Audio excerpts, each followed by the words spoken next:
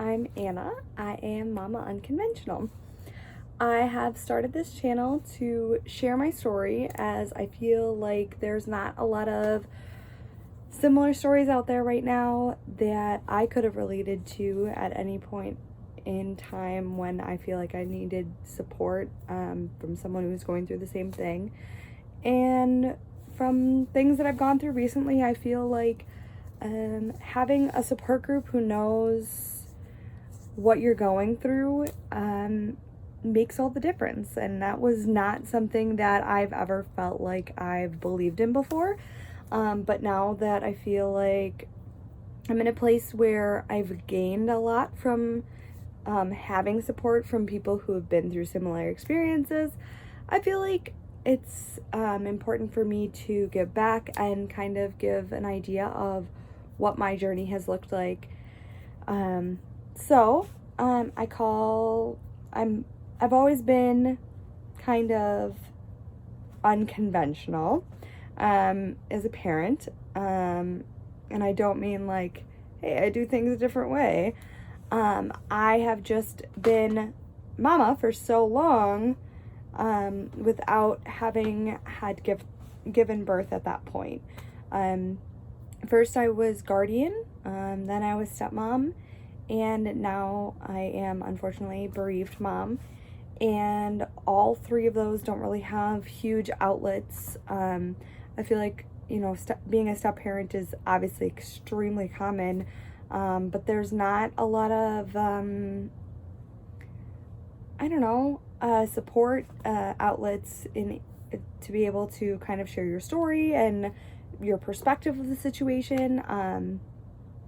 But I just kind of wanted to share a bit about who I am, and then also there are some other reasons why I started this channel as well, which I will get into as I go on.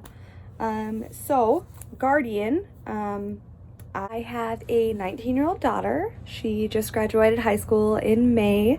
She's the light of my life. She has been with me through everything, and I obviously did not give birth to her as I am her guardian, but I've always been Nana to her, so that's what she calls me.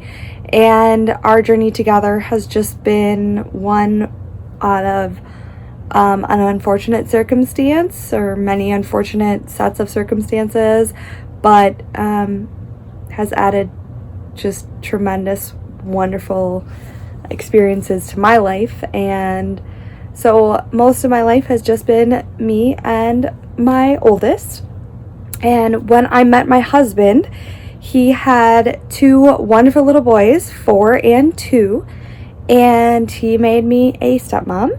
He brought in these boys, and I just fell so much in love with being their additional parent and bonus mom. I, have absolutely felt challenges as a step parent, but the love that I have for them is just as if they were my own, and I have been so lucky to be a part of such a big part of their lives, and I would not trade that. And my husband and I have gone through some challenging times. We, in November of 2018, conceived our first child, and 6 weeks, 3 days into our pregnancy, unfortunately, I started to bleed. Over Christmas, we were in this waiting period of finding out whether we had miscarried. And on the 27th of December last year, 2018, we were told that we had miscarried. We were told to wait that cycle, and then we could try again. And we did that, and it was hard and scary. And, you kind of, when you have never, tried to get pregnant before, you hear about infertility and you hear about those kinds of things. So I did not anticipate we would get pregnant right away. We got pregnant the first month that we tried. But I was not mentally prepared for a miscarriage. And then when we tried again in January, we were immediately pregnant after that. And about 10 and a half weeks into that pregnancy, I started to bleed. Unfortunately, that bleeding continued throughout my entire pregnancy and caused PPROM, which is preterm premature rupture of the membranes. Basically, my water broke early. I was about 21 weeks. I had my son, Atlas James, at 21 weeks, 5 days, on June 13th of 2019. He lived for a few hours before he unfortunately could not make it on his own. And after, all those weeks of bleeding unexplained and a lot of, sorry, we can't help you, we don't know from the doctors. My stepmom, who is a nurse, she talked to a doctor friend of hers who knew another OBGYN specialist who she referred me to. He ran about 25 blood tests and did an MRI of my uterus to see if there were any abnormalities that he could pinpoint before we started trying again. 2 blood tests came back pointing to something called APS. APS is Antiphospholipid Syndrome. I will put that in the description somewhere so that you know what I'm talking about, because I had never heard about it before either. It is an autoimmune problem. Long story short, subsequent pregnancies will require twice daily heparin shots, which is a blood thinner. Because my water broke early in my previous pregnancy, I will also be on weekly progesterone shots starting at 16 weeks in any subsequent pregnancies. So having a diagnosis now is great, but